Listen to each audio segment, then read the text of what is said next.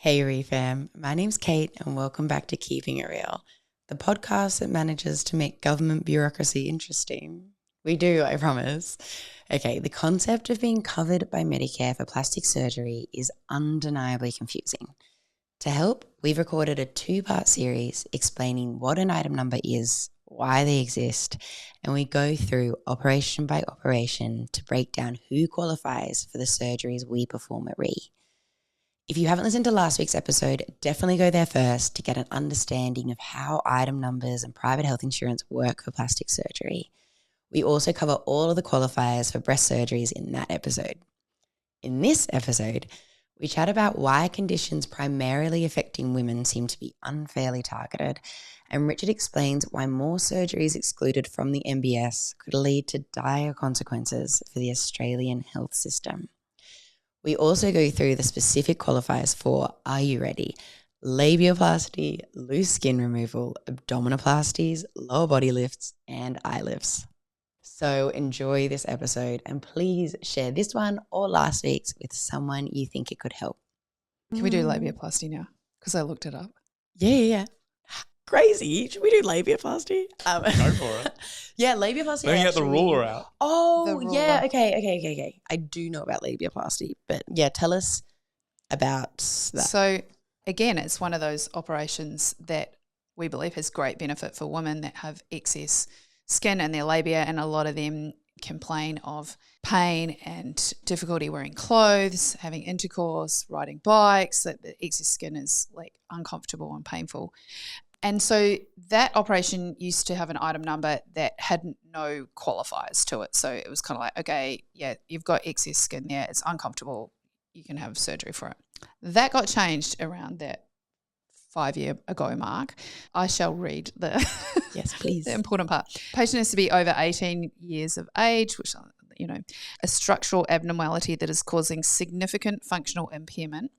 If the patient's labium extends more than 8 centimetres.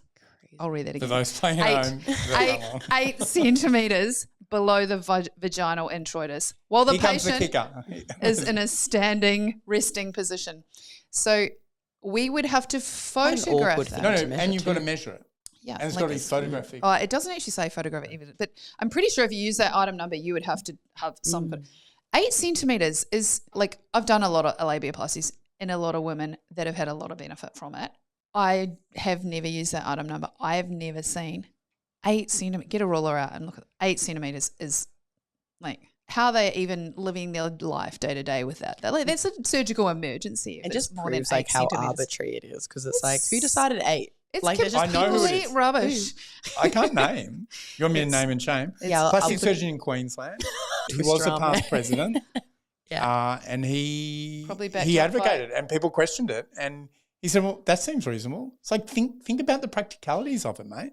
And I've had quite a number of patients in the past year where one side is abnormally large and the other side is normal. So I do surgery on one side. Like, how can you say that that's – and, yeah, we have to say to them, look, there's no item number for this, so it's deemed as your insurance doesn't cover you have to pay all the costs. So some MBS numbers cover a range of different surgeries. So the one I'm thinking of, I think it does thigh lifts, upper back lifts, brachioplasty, and that's obviously very different areas, but is the same number. How does that kind of thing work? So the item number you're referring to is 30169. I only use 5 item numbers, so I know them. And it's a lipectomy of skin and fat. So it doesn't matter. It doesn't specify which part of the body. So non-abdominal. Except saying it's non-abdominal. You'd have 5 BMI points weight loss and needs to be causing symptoms, which it inevitably would be. It refers to the tissue you're removing, not where it's being removed from. Yeah, okay. As we've alluded to throughout this, it's not set. Well, we haven't even alluded to it. We've outright said it. It's not a set of numbers that will never change. Even recently, maybe 3 years ago, like we were campaigning very hard here to have an abdominoplasty tummy tuck, whereas there was one number for many operations. This one has 2 numbers for one operation. Do you want to talk about what the differences and the qualifiers are for that one? Sure. So the item numbers for abdominoplasty are 30175 and 30177. Correct. The Does that become a number off? The 175 is related to women who have had previous pregnancy and have a rectus diastasis. So essentially that's your muscle separation that has been due to the pregnancy, and that has to be ultrasound measured at 3 centimetres or greater. And I think there has to be some symptoms associated with that as well. Most of these women have back pain, sometimes pain in that actual area where the muscle separation is, sometimes urinary incontinence as well.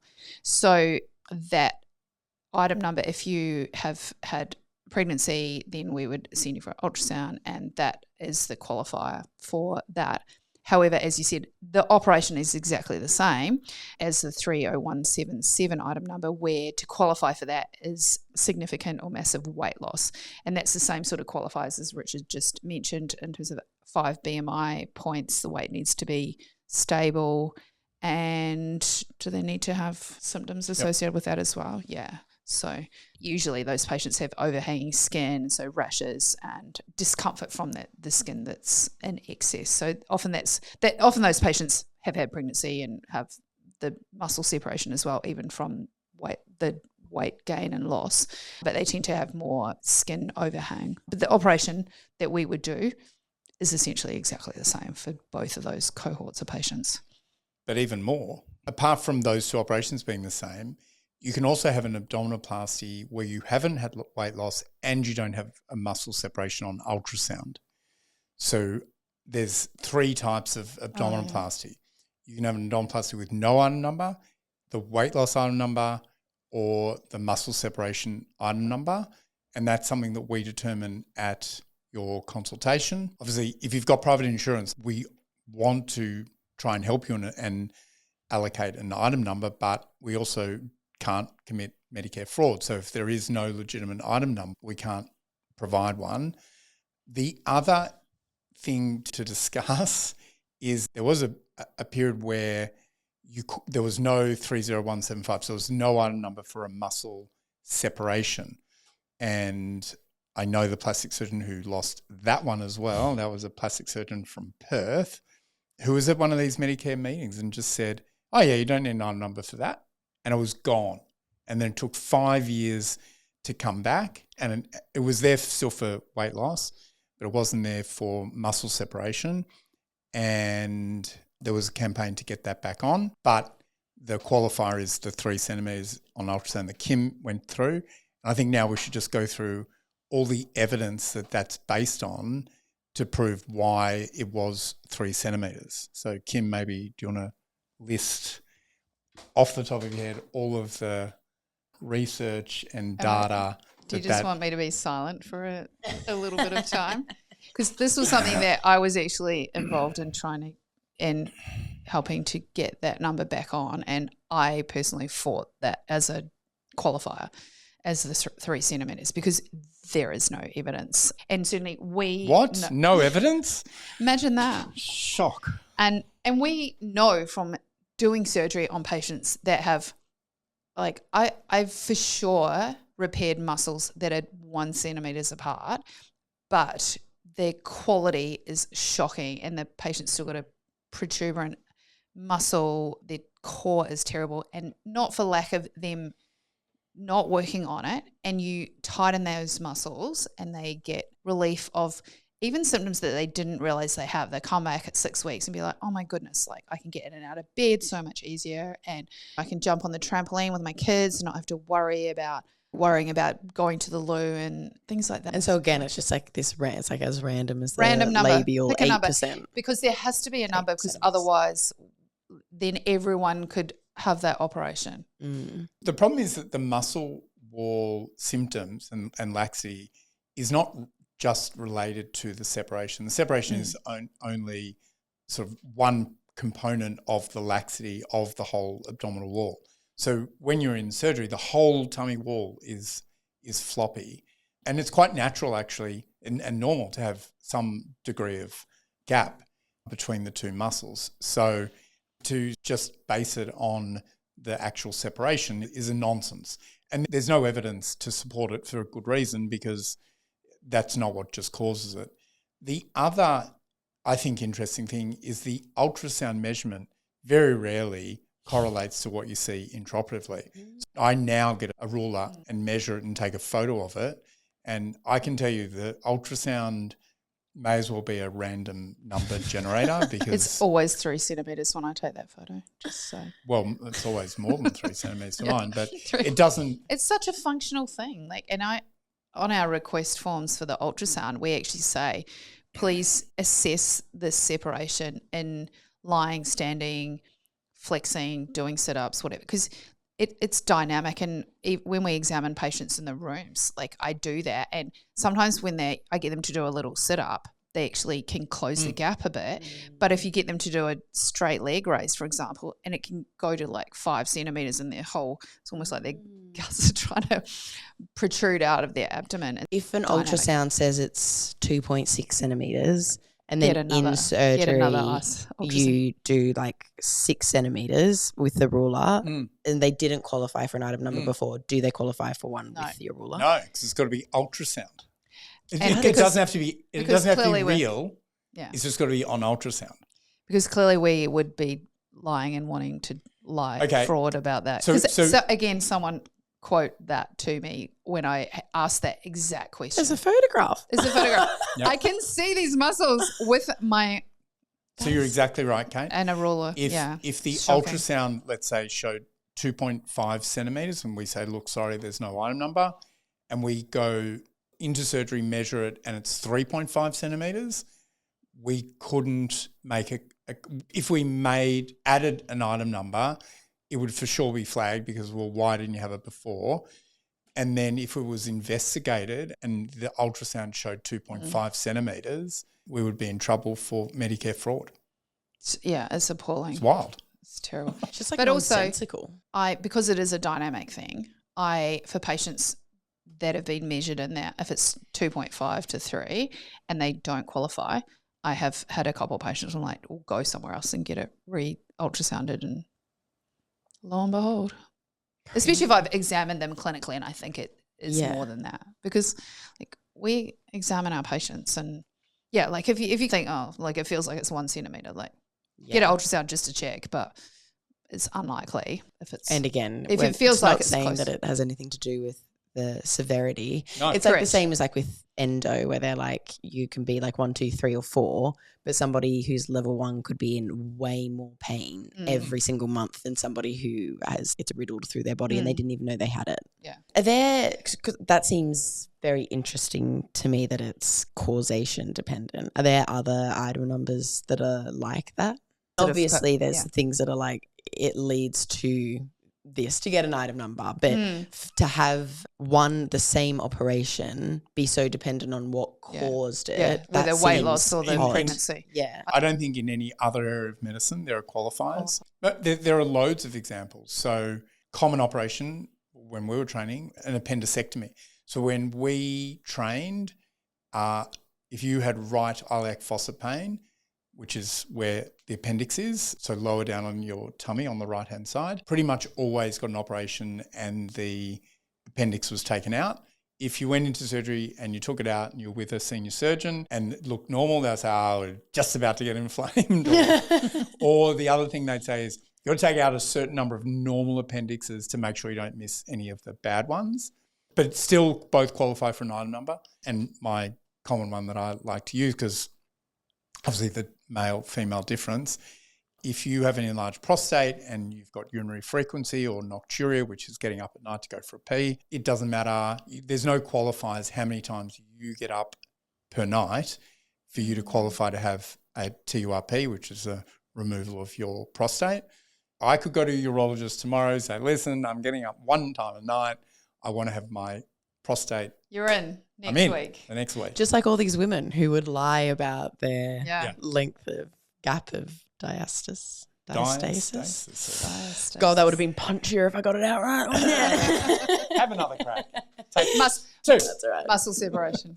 Yeah, I was listening to a book. It was about eating disorders, and they have the same thing where you have to be a certain BMI to be considered anorexic. So you might be losing all your teeth, losing all your hair, like you look anorexic. You like, you're hitting, but you're not skinny enough. You're not going out with your friends. You're everything you care about is food. You're monitoring everything you eat, but your BMI is too high. So also, like, on top of that, imagine being anorexic and then someone telling you you're too fat to be considered diagnostically anorexic. Good. I need to lose some more weight to get the diagnosis. Yes, and it is, and it's kind of like, and it will feed in where is it's that like, in Australia? No, well, that's America. I actually didn't look into it in Australia, but they've got their weird little insurance thing, and so they're all geared to get people out. They obviously, like you say, for MBS, they don't want to be paying more than they have to, so they will qualify to get into the eating disorder clinics, and then they're just trying to make weight to then get out, because as soon as they might be making progress, but as soon as they've hit that weight,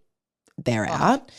And it's so interesting because until kind of opiates became the beast that they are, anorexia and eating disorders were the most deadly mental illness. But for you to get coverage for depression or anxiety or anything, it's not like, okay, no, you have to hit these like markers of sadness or markers of OCD or like these things to get insurance. If you've been diagnosed with it, you've been diagnosed with it. So whereas eating disorders are primarily affecting young women, and so again, it's like that parallel where it's like, oh, okay, depression, fine, we'll just take your word for it. But anorexia, then there's these metrics. Yeah, and they have all these girls who are like, I'm trying to hit the numbers to get being validated as having anorexia. But I did it when I was listening to it. I was like, God, I just feel like there's so many parallels with this, and the fact that tummy tuck is getting whatever, where it's like, you can have lung cancer. They don't care whether you've been a smoker or if it's a random occurrence. You're still going to get the treatment for it, as you should. Whereas with this, it's like, okay, well, what caused it? So we've talked at length about abdominoplasty. What about lower body lift? I've used this item number 1 or 2 times, 30179. That also has changed, and actually for the better. So there used to be no item number. So you used to have to use 2 item numbers. So the lipectomy one we talked about before and tummy tuck. The disadvantage of that is that the health fund pays 50% on a second item number. Okay. Which was bad for the patient and also bad for the hospital, because the hospital then also got half of what they would otherwise get. So when they combined them, they actually increased the rebate. I don't think they increased it a whole heap. No, but I think it was better. Yeah. The other issue with hospitals, just to get a little bit technical, is that hospitals are graded by band. For whatever reason, I think based on technicality and historic, a lot of our operations, I think all of them, are the lower band. So hospitals also don't get remunerated very well for the work that we do. And so plastic surgery by and large, or the more discretionary plastic surgery, for want of a better term, is generally not covered by hospitals. The long-term problem with all of this is that for health insurance is we're fast reaching a point where hospitals are cherry-picking the operations which are well remunerated, and so they fill their operating lists up with the surgery that makes them the most money. And surgeries like ours, I think a lot of bariatric surgery now is less attractive to them, and so they don't want those operating lists. So even though might be an item number, even though you might have health insurance and your health insurance covers the item number, we're reaching a point where some of these surgeries just won't be available in Australian hospitals because the hospitals don't want the work. And so that then devalues the benefits of having health insurance. So less people being health insurance, and then health insurance overall becomes more expensive for people because there's fewer operations that we can do. Now, that's a bit more of a long-term issue, and that no one really is paying much attention to. But I can see probably beyond our careers, like 10 years or more, unless something is done to drastically change the private healthcare system in Australia, we're going to start running into those problems. And we know colleagues of ours around Australia that we were talking about, the hospitals are cherry picking their surgeries. Like, so say a patient is booked for a lower body lift, they're suitable for it, they've got an item number, they've got health insurance. The hospital's then saying, well, to the surgeon, you can do this operation on that patient.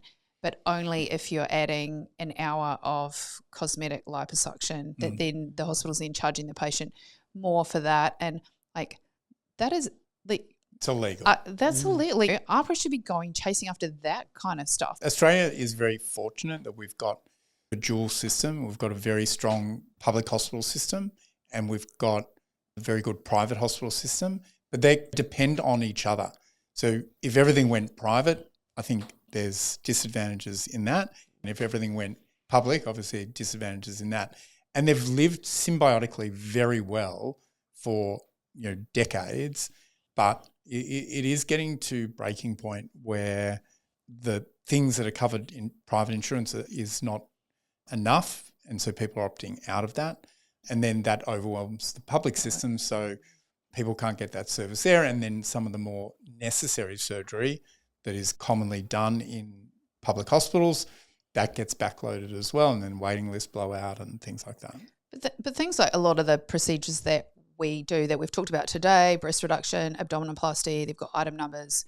They're absolutely, patients should be able to have some access to that in the public system, and they absolutely do not.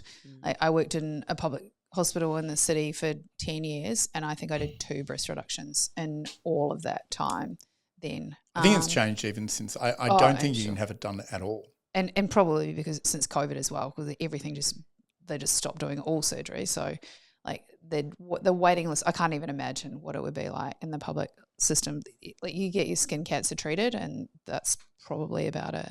I think also another kind of good example is so upper and lower blepharoplasty, like eyelid lift versus under eye.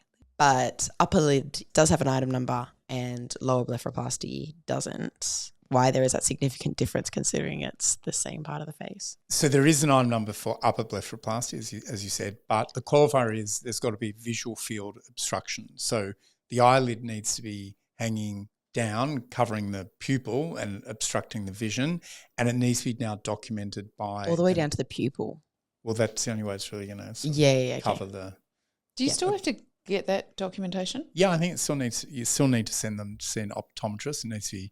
They can map out visual fields and document it all. The lower eyelid is never going to impact vision. So there's never, as far as I know, there's never been, with lower eyelid, you're trying to treat the puffiness of the lower eyelid or a tear trough. And so there's never been an item number for that. But in some cases, you may qualify for the upper eyelid, but more often than not, it doesn't. It has to be significant too. It has to be significant. The skin needs to be resting. So the hooded skin in the upper eyelid needs to be resting on the eyelash. Nice. Excellent. Okay. How long was that? If you liked that episode, there's plenty more where that came from. Maybe start with some of these or head to our channel for your peek into the mysterious world of plastic surgery.